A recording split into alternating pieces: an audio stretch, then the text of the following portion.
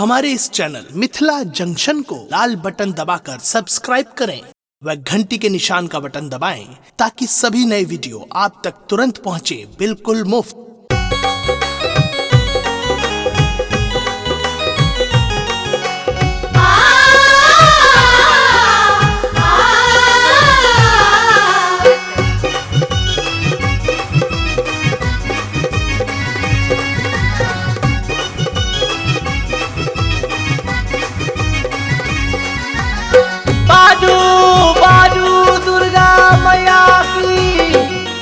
हे माँ जग जननी मोर दास पर दया करू। हे माँ जग जननी मोर दास पर दया करू। दया करू हे माँ कृपा करू है। दया करू है माँ कृपा करू है।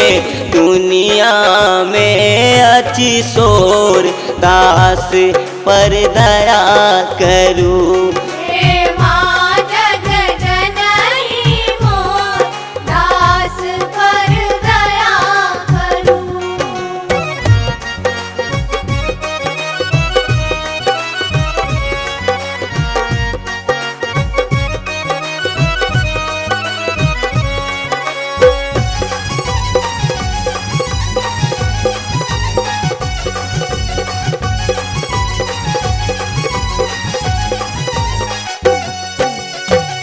माँ तू महामहिमा बर सुंदर भक्तन के आहा पर निर्भर।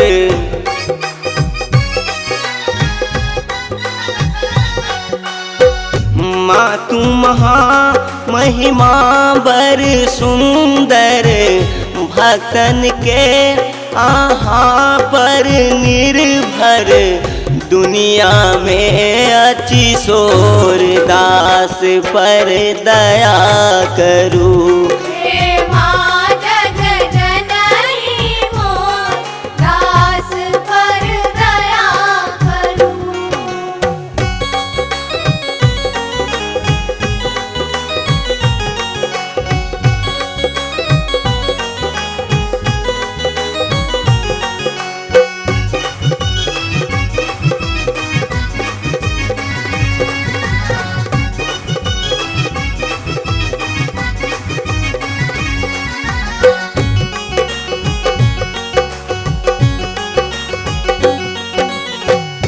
जन जन के आहा मन में बसलहूँ।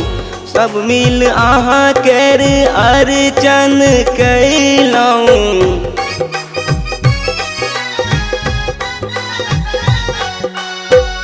जन जन के आहा मन में बसलहूँ। सब मिल आहा के अर्चन कैलहूँ। अही बेर होयत सोर दास पर दया करू। हे माँ जग जननी मोर दास पर दया करू।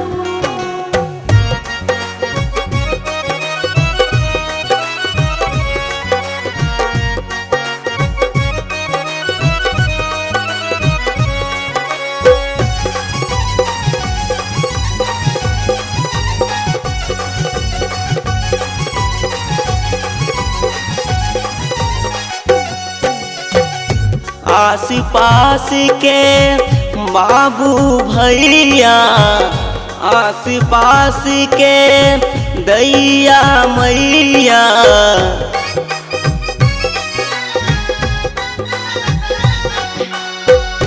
आस पास के बाबू भैया आस पास के दैया मैया।